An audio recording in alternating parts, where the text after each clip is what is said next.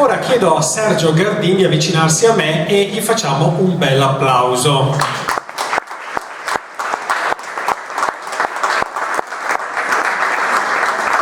Ciao Sergio, benvenuto. Allora, chi conosce di voi Malga Ronchetta, Valli del Pasubio? Quindi qualcuno di voi l'ha già visto?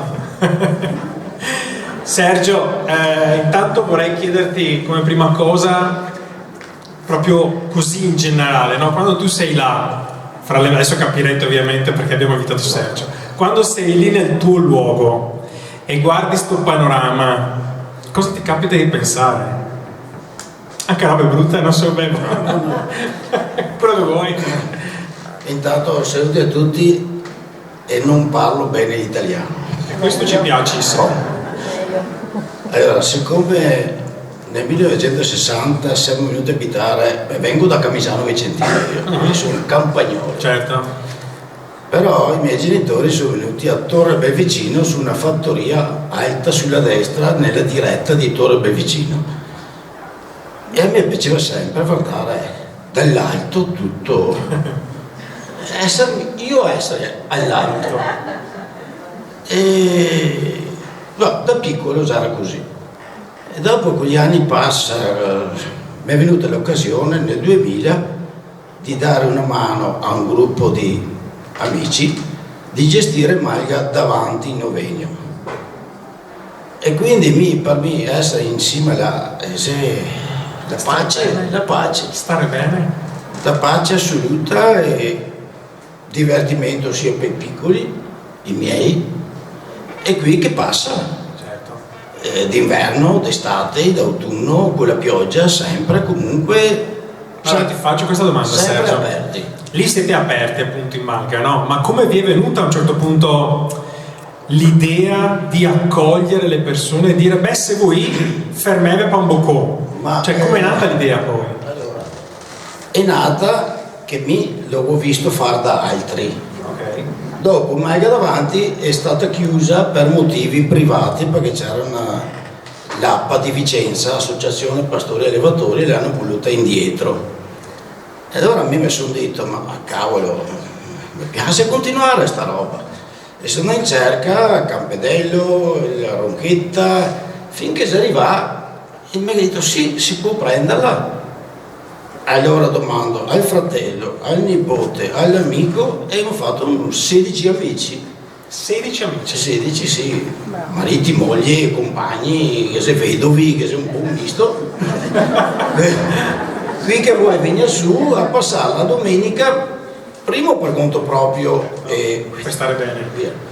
E secondo ospitare qualunque che passa per dare una chiacchierata, un bicchiere di vino, se è freddo metterli sul caminetto, solo quella cosa lì, che dopo può succedere anche il panino, la pasta asciutta, facciamo una pasta chi vuole, si aggrega e non chiediamo niente perché siamo un'associazione amici della Ronchetta, quindi non abbiamo scontrino, non abbiamo niente, offerta libera. Tutto molto semplice. Ma sì. Che è esattamente, perché prima abbiamo fatto una chiacchierata prima di iniziare lo spettacolo, come in certe malghe si mangi, non so, le cozze a 2200 metri. Sì. Uguale. Uguale. Borghesi ne insegna a televisione che se... Sì, effettivamente adesso, la cosa bella di voi è, per chi non li conosce, è che lì si sente proprio il sapore di chi voglia essere in completa connessione con l'ambiente attorno, no? Sì, cioè sì, non sì, fingere di essere altro o dare magari cose che non c'entrano niente con quell'ambiente, perché obiettivamente mangiare il polpo in montagna e ce ne sono posti così, no, ma fa strano, che no? dopo ti dico, nel nostro sistema siamo in 4 gruppi, quindi una volta al mese, non è impegnativo, però ogni gruppo fa quello che vuole fare polenta soppressa, benissimo, groste e formaggio, benissimo, fa la pasta a ragù, Bene. cioè che il passante che arriva non sa mai cosa c'è, però non va mai via vuoto. Mi piace. Senti una cosa invece, ma immagino che in tutti questi anni tanti mi dicono mi tocca portarmi a casa il panino, fa come da lui, però caldo è meglio che il panino. Certo. Senti, ma in tutti questi anni immagino che ne avrete visti di tutti i colori, no? Sì. Ma c'è tipo un qualcosa che mi è capitato e che solo a pensare ti viene da ridere. Cioè, Da ridere. uno che ti va di condividere. Il più bello se sta, però questo noi in Maiga Ronchetta, in Maiga davanti, Okay. che siamo a 1500, Sì. pieno inverno, un vento del demonio, e arriviamo su a piedi da Cerbaro, perché se la strada non è possibile, si va a piedi, soppressa, questo tutto quello che serve. Dopo là c'è l'acqua, c'è le patate, c'è quello che si può per fare qualcosa di caldo. Insomma, a un certo punto una signora viene lì, mi dà mezzo litro d'acqua, ma ti dico, fuori c'è un vento, un freddo che non ti dico. Sì signora, che ho dato, mi ha dato temperatura ambiente. Allora cosa fa?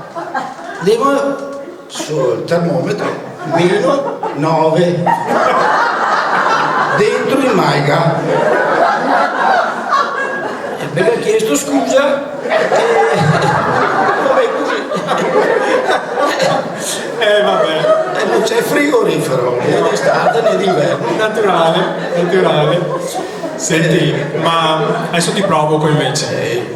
Da un po' di tempo, per varie ragioni ovviamente, alcuni animali si stanno, come dire, sempre più avvicinando ai nostri ambienti, non solo cittadini, e quindi di conseguenza molto prima anche nelle malghe, no? Perciò volpi, lupi, raramente orsi. Ovviamente non ti chiedo di dire cosa ne pensi per forza dell'orso di Trento, non è questo il discorso, ma cosa pensi del rapporto con gli animali boschi? Che idea hai tu? Il mio modo di vedere, perché per dire domenica scorsa, questa appena passata, mi non ero di turno, Ok.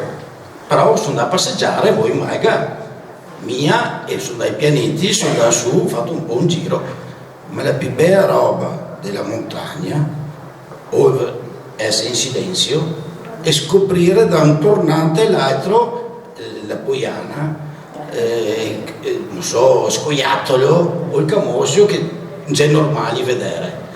Ma se continua a chiacchierare come matti non ti scopri niente. Certo. E quindi mi fotografare l'impronta del lupo, del dio della Maiga mia, l'orso non credo. Va bene così. Però vuol dire, gira, è una roba normale. Dopo che sarà delle persone più avanti di altri che sa come fare per gestire queste robe, però meno animali in Maiga, meglio. Va bene così. Senti, ma allora a proposito, Però che c'è tanta gente che va su per controllare, quindi trovare forestale, dei studiosi che mi hanno detto sì, ci sono, c'è. Nelle nostre zone il lupo che c'è senza problemi. certo. L'orso no, è un po' più a nord. Senti, ma a proposito del tema della serata, quando sei lassù, no, magari da solo, o nel momento in cui sei un po' più solo, diciamo, che cosa pensi del destino? Cos'è il destino per te? Beh, ti posso dire che ho il difetto che quando vado su in Maiga tante volte mi isolo da solo. Per robe mie. O in camera, che è successo che ho una camera, 2 camere che senza dirgli niente a nessuno, proprio Per conto tuo. o in mezzo a pineta o cammino per i cavoli miei. Però a riguardo, così a pensare per robe mie, al destino secondo me se lo creano altri per me, e ognuno si crea il proprio destino come ha detto il signore di prima, delle occasioni, delle arrampicate, delle possibilità di decidere. Dopo se ti sei sfortunato in una malattia o cavolo lì Quello arriva. arriva ho dei problemi anche a me in casa, non mia per fortuna da mio fratello, però il destino secondo me se lo creano altri, non che se altre cose. Bene. Allora voi sapete adesso che quando andate a Malga Ronchetta, No, poca gente, perché la sei piccola che se 1,5 metri per 3 metri c'è la cucina, quindi facciamo un bel applauso a Sergio Gardini. Grazie Sergio.